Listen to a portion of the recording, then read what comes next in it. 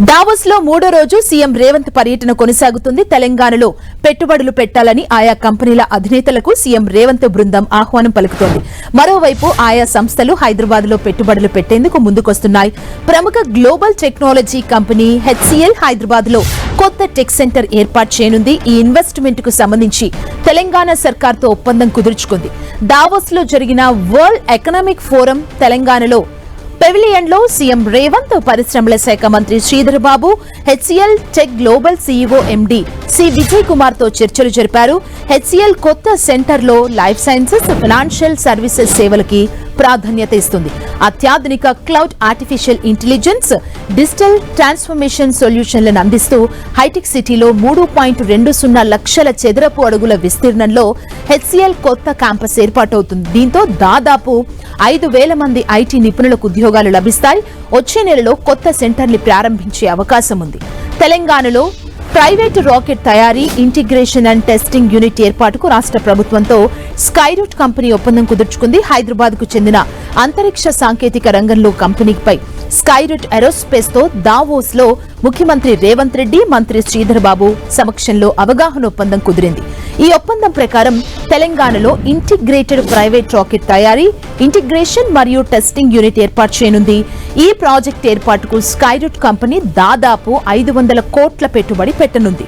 Skyroot కంపెనీతో ప్రభుత్వ భాగస్వామ్యం అంతరిక్ష రంగంపై తమ వ్యూహాత్మక దృష్టిని చాటి చెబుతుందని సీఎం అన్నారు. త్వరలోనే హైదరాబాద్ లో ప్రైవేటు రంగ అంతరిక్ష కార్యకలాపాలు కేంద్ర బిందువుగా అభివృద్ధి చేస్తామన్నారు. తెలంగాణ ప్రభుత్వంతో మెగా ఇంజనీరింగ్ కంపెనీ 3 కీలక ఒప్పందాలు చేసుకుంది. రాష్ట్రంలో 2,160 మెగావాట్ల పంప్డ్ స్టోరేజ్ ఇంధన ఉత్పత్తి ప్రాజెక్టు ఏర్పాటుకు పరస్పర అవగాహన ఒప్పందంపై సంతకాలు చేసింది. ఈ ప్రాజెక్టుపై దాదాపు 11,000 కోట్ల పెట్టుబడులు పెట్టనుంది.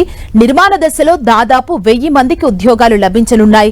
కార్యకలాపాలు ప్రారంభించిన తర్వాత అదనంగా మరో 250 మందికి ఉద్యోగాలు లభిస్తాయి. అవసరమైన ఉద్యోగుల నియామకాలకు కంపెనీ క్యాంపస్ రిక్రూట్మెంట్ డ్రైవ్ కూడా నిర్వహిస్తుంది. ఈ చర్చల సందర్భంగా తెలంగాణ ప్రభుత్వం అమలు చేస్తున్న clean and green energy policy 2025 లక్ష్య సాధనలో పాలు పంచుకునేందుకు ఈ ప్రాజెక్టు చేపట్టినట్లు మెగా కంపెనీ అధినేత ప్రకటించారు. దీంతో పాటు mega company battery energy storage system project ఏర్పాటు చేసేందుకు మరో అవగాహన ఒప్పందం కుదుర్చుకుంది. తెలంగాణ అంతటా అత్యాధునిక బ్యాటరీ ఎనర్జీ సిస్టమ్ ప్రాజెక్టును స్థాపించేందుకు రాష్ట్ర ప్రభుత్వంతో ఎంఓయూపై సంతకాలు చేశారు. రాష్ట్రంలో ఎంపిక చేసిన ప్రదేశాల్లో 100 MVH బ్యాటరీ ఎనర్జీ స్టోరేజ్ వ్యవస్థను ఈ కంపెనీ అభివృద్ధి చేస్తుంది. దీనికి 3,000 కోట్ల పెట్టుబడులకు ముందుకొచ్చింది. దీంతో 2 ఏళ్లలో 1,000 మందికి ప్రత్యక్షంగా, 3,000 మందికి పరోక్షంగా ఉపాధి లభిస్తుంది. పర్యాటక రంగంలోనూ పెట్టుబడులు పెట్టనుంది మెగా కంపెనీ. అనంతగిరిలో వరల్డ్ క్లాస్ లగ్జరీ రిసార్ట్ ఏర్పాటుకు మెగా కంపెనీ ప్రభుత్వంతో ఒప్పందం చేసుకుంది. తెలంగాణలో 2 తయారీ యూనిట్లను ఏర్పాటు చేసేందుకు యూనిలివర్ కంపెనీ ముందుకొచ్చింది. యూనిలివర్ సీఈఓ హీను షూమేకర్ తో సీఎం రేవంత్ చర్చలు జరిపారు. తెలంగాణలో ఉన్న వ్యాపార అవకాశాలను వివరించారు. స్పందించిన యూనిలివర్ సీఈఓ తెలంగాణలో పామాయిల్ ఫ్యాక్టరీ, రిఫైనింగ్ యూనిట్ ని ఏర్పాటు చేస్తామని ప్రకటించారు. ప్రభుత్వం తరపున అవసరమైన సహకారం అందిస్తామని, కామారెడ్డి జిల్లాలో తగిన స్థలాన్ని కేటాయిస్తామని ముఖ్యమంత్రి చెప్పారు. యూనిలివర్ బృందం బాటిల్ క్యాప్లను ఉత్పత్తి చేయడాన్ని, కొత్త తయారీ యూనిట్ ని ఏర్పాటు చేయడానికి అంగీకరించింది. యూనిలివర్ ఉత్పత్తులు ఎక్కువగా ద్రవ రూపంలో సీసాల్లో అమ్ముడవుతున్నాయి. ప్రస్తుతం ఈ బాటిల్ క్యాప్లను ఇతర ప్రాంతాల నుంచి దిగుమతి చేసుకుంటున్నారు. దీంతో రాష్ట్రంలో ఏర్పాటు చేసే యూనిట్ వీటి కొరతను తీర్చనుంది.